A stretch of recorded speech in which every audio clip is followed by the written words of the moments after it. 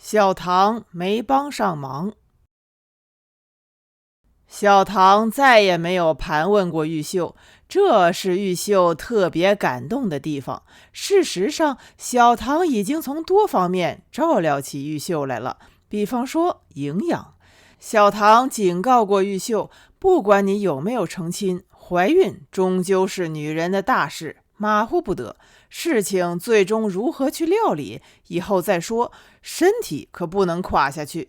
要是在这个问题上亏空了身子，落下病根，什么样的大鱼大肉都补不回来的。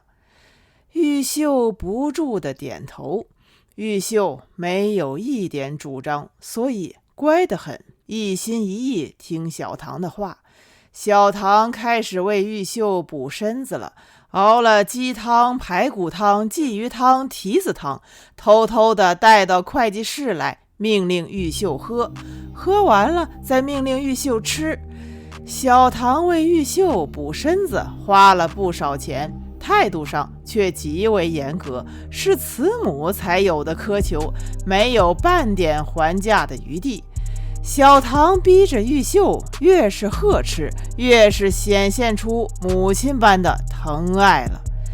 玉秀再不懂事，在这一点上还是明白的，喝着喝着就流下眼泪了。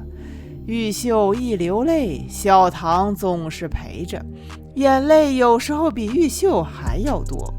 玉秀对自己其实不担心了，有小唐就是有靠山了。玉秀的眼泪主要还是因为小唐，人生难得一知己，玉秀有这样的朋友，值了。玉秀对小唐的那份感恩和依恋，就是面对亲生的母亲也不一定有。小唐说了，没事，有我呢，就差拍胸脯了。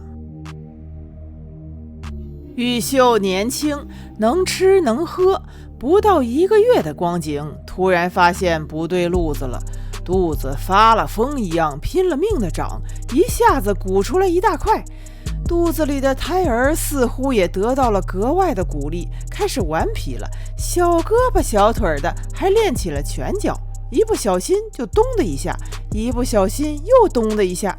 小东西的拳脚让玉秀滋生了一股说不出的怜爱，更多的却还是说不出的恐慌。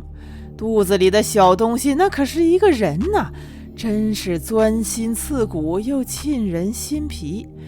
玉秀把这个情况对小唐说了，甚至在会计室里撩起上衣给小唐看了一眼。小唐望着玉秀的肚子，脸上也有点吃惊，叹了一口气说，都怪我，还是性急了，补得太早了。这怎么能怪小唐阿姨呢？玉秀的额外进补到了这一天总算停止了，然而肚子却像干部们的职务，上得来却下不去了，眼见的春秋山都遮不住了。好在玉秀并不笨，她找来了许多布袋子，用布袋子勒。玉秀十分担忧地说，小唐阿姨，你不会替我说出去吧？小唐生气了，背过身去不理玉秀，又一次流下了眼泪。玉秀知道自己错了，很诚心地道了歉，劝了好半天，才把小唐眼泪劝住了。依照小唐的意思，要想真正解决问题，到医院去做了，那是一定的。关键是时机，太晚了当然不好，太早了也不行。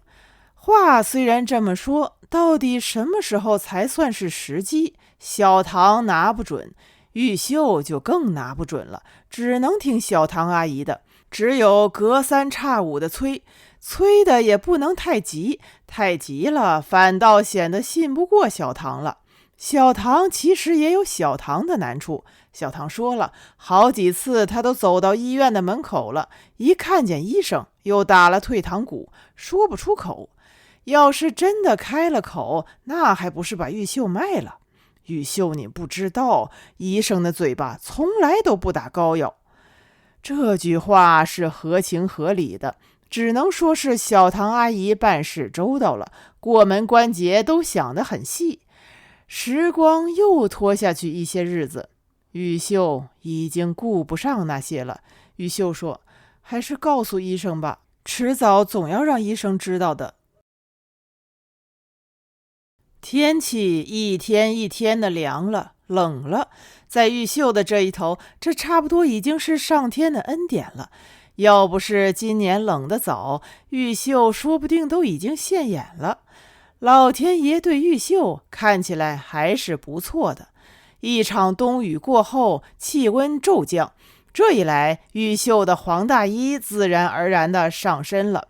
虽说后来又转暖了几天，黄大衣终究不眨眼，并没有引起过分的盘问。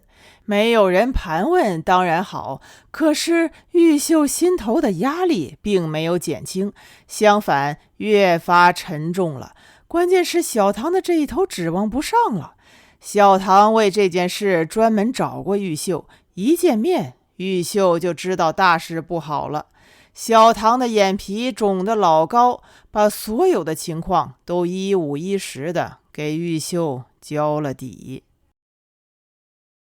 小唐到医院去过了，都找了人家院长了，刚刚开口，还没有来得及说起玉秀，院长就怀疑了。小唐说：“院长问我，是不是你的儿子在外面胡搞，把人家的肚子弄大了？”小唐说：“玉秀，我也是个做母亲的，还敢再说什么？”小唐说到这里特别伤心，表现出了一个母亲的自私。他为此而内疚，难过的不敢看玉秀的眼睛。玉秀绝望了，可虽说绝望，到底还是个懂事的姑娘，非常理解小唐。再怎么说，总不能为了自己把人家的儿子赔进去，哪个做母亲的也不能。这可不是一般的事，是作风问题，关系到人家一辈子的前程呢。上一次在人家的家里那个样子，惊天动地的，影响很不好，都已经对不起人家了。再让人家高伟背这样的黑锅，真的要天打五雷轰的。小唐没有能够帮上玉秀，在玉秀的面前哭了好半天，一点声响都没有，脸上全是泪。玉秀看在眼里，反过来内疚了，特别的痛恨自己，可以说恶火攻心。小唐的这条路死了，玉秀的路其实也等于死了。玉秀替小唐擦干眼泪，心里想：玉秀只有来世报答你了。